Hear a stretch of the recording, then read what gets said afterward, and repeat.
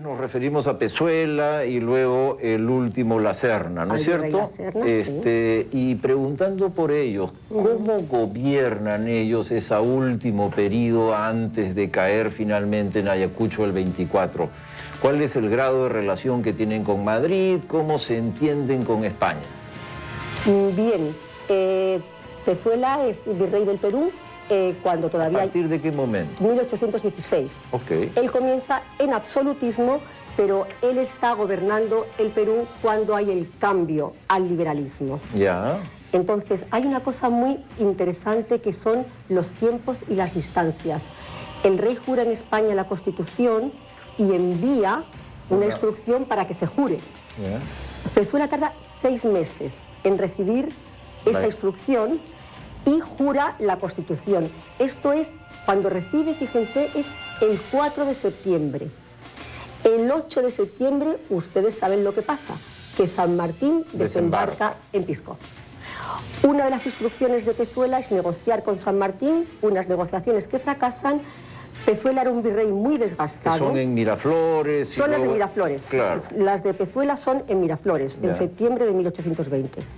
Pezuela estaba muy desgastado. Y está casi mudo en las negociaciones, ¿no? Más que mudo, son negociaciones de días. No, él va planteando una línea fuerte, pero San Martín la descarta absolutamente y no pasa nada. Pero repito, él está muy desgastado internamente y a él le dan un golpe, los propios militares. ¿Cuándo se lo dan? El 23 de enero de 1821. Los propios militares españoles le deponen y dan el gobierno al segundo en rango, que era el comandante del Alto Perú, que era La Serna, que llega al Perú para hacerse cargo del Alto Perú en 1816 y desde el principio, y esto es importante para entender el proceso desde la política española, hay un conflicto fuerte entre los dos. Ya, un conflicto, entre La Serna y Pezuela. Sí, un conflicto, pero además está documentado. Y perdóname una pregunta, María Ascensión, ¿eso quiere decir que el primer golpe de Estado en el Perú fue al final de la época de los españoles, que los golpes de Estado aparecieron antes de la República? Pues sí, señor, esto fue un golpe contra la autoridad constituida, un golpe militar, sí. Y lo que es curioso es que como había tanto problema cada vez más de comunicación, La Serna, cuando recibe el mando, manda emisarios a la península para explicar. Entonces, él tarda casi un año en recibir el documento que le confirma como virrey, pero ya está firmando como virrey. Claro. Entonces le dan este golpe militar y él ya, de acuerdo con los militares, ya iba a abandonar Lima. Nos queda un solo minuto, María Ascensión. Antes de cortar, querría emplear ese minuto en hacer como una especie de síntesis, un resumen de lo que hemos dicho. ¿Cuál es el sentido entonces de tu ponencia? ¿Cuál es el argumento central? Pues mi argumento central es tratar de entender los problemas que hay para gobernar el virreinato, que son problemas que vienen de la falta de conexión y de instrucciones de la península, son problemas internos dentro del propio virreinato y son problemas que vienen de que en el Perú se declara la independencia y se inicia una guerra. Claro, el otro lado se fortalece. Claro, no se puede entender el proceso por una de las partes, el proceso está absolutamente relacionado. Entonces, cuando en el 23 se vuelve al absolutismo, La Serna también trata de reimplantarlo, pero para entonces ya Bolívar estaba en escena y entonces lo que habían sido victorias militares españolas cambian de sentido y bueno, todo termina el 9 de diciembre en Ayacucho. Pues bien, esa es la idea principal. Creo yo que para entender una guerra es imprescindible conocer qué estaba ocurriendo en cada una de las dos partes, y la virtud de la ponencia que nos ha traído María Ascensión Martínez Riaza es presentarnos un aspecto que pocas veces se conoce desde el Perú.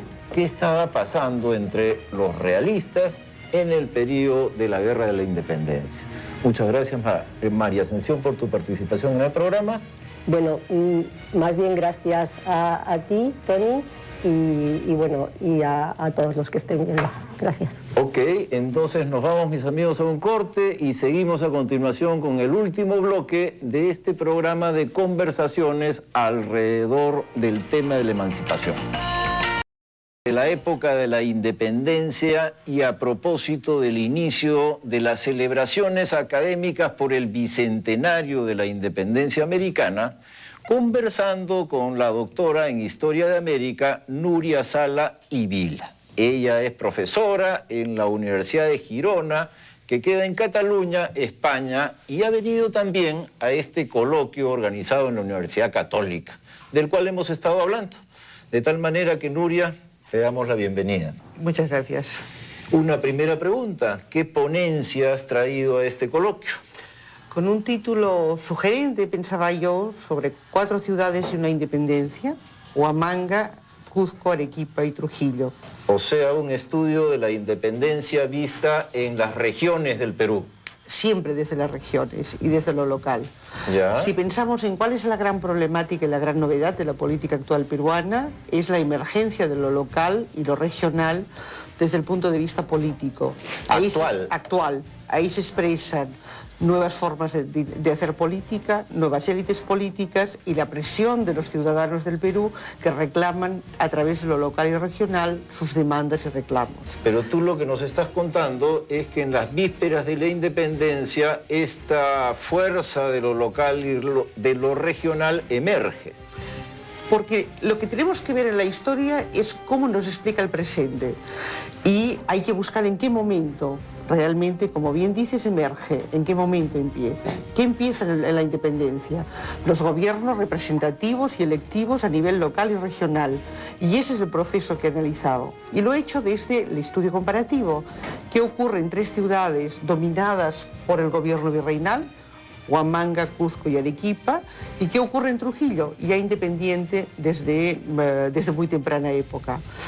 ¿Qué ocurre en un lugar y otro? Que lo que se instalan son gobiernos representativos, electivos a nivel local.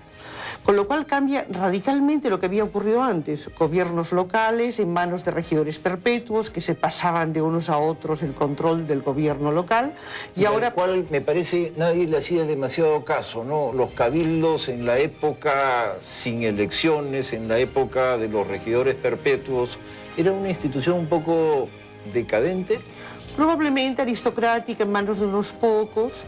Y de golpe lo que ocurre es que pasan a ser gobiernos electivos y donde la gente empieza a reclamar lo que necesita: agua, una mejor urbanización, alumbrado público, los mismos reclamos que uno puede ver ahora: higiene pública, sanidad, mejor ornato, o el progreso económico, o en definitiva el vivir de otra forma y replantearse las cosas de otra forma. Y cuando comparas así tanto en tu razonamiento el ayer con el hoy y constatas que los reclamos siguen siendo más o menos los mismos, ¿no? Que lo que nos estás diciendo, ¿qué te da? O sea, ¿cuál es tu sentimiento que se reclama algo 200 años y sigue reclamándose, es decir, no se obtiene? No, o al revés. ¿Cómo? Que sigue habiendo una confianza absoluta en el gobierno más próximo, en el local y el regional. Y donde la cultura política, además, en Perú es la de buscar en el gobierno local, en el más próximo, la solución de los problemas más inmediatos. No es el gobierno de la capital, no es el gobierno lejano el que resuelve tu problemática, sino que es el más cercano. Entonces lo que hay es una tensión entre la presión y la demanda de responder a tus demandas y de alguna forma estas nuevas élites que quieren servir en nuevas formas políticas desde lo local. Y ¿Quiénes son esas nuevas élites? ¿De dónde surgen? ¿Cómo aparecen? ¿Qué tipo de gente es? Bueno, la gente son bien diversos, son desde comerciantes, hacendados, artesanos incluso, o incluso, ¿por qué no?, viejas dirigencias indígenas que ahora aparecen como electores, como electos. Son elecciones todavía indirectas, muy tamizadas, muy de pequeños grupos, pero donde poco a poco vamos viendo la conformación de algo que caracteriza el Perú actual a diferencia del colonial. Ayuntamientos multiétnicos, expresión real de la diversidad de lo que es el país y cómo es, y que poco a poco van llegando a, digamos, de alguna forma a poder transmitir, intentar resolver los problemas que siempre habían tenido y que habían existido. Lo interesante de ese periodo es que no solo pasa en lo local, sino que en lo regional aparecen unas instituciones que son las diputaciones provinciales en la zona dominada por el gobierno virreinal, que son también gobiernos electivos y colegiados, donde los temas de hacienda, por de departamento, progreso, digamos, por lo que antes eran intendencias y claro, lo que hoy después conoceremos por departamentos. Exacto. Porque en realidad San Martín crea los primeros departamentos en función de las viejas intendencias que exacto, previamente han sido diputaciones provinciales. Ok. Porque ¿cuál es la batalla del Perú del momento que de alguna forma se manifiesta en las Cortes de Cádiz? Es el reconocimiento de la provincia como espacio de representación política. En una primera etapa, en el primer liberalismo hispano,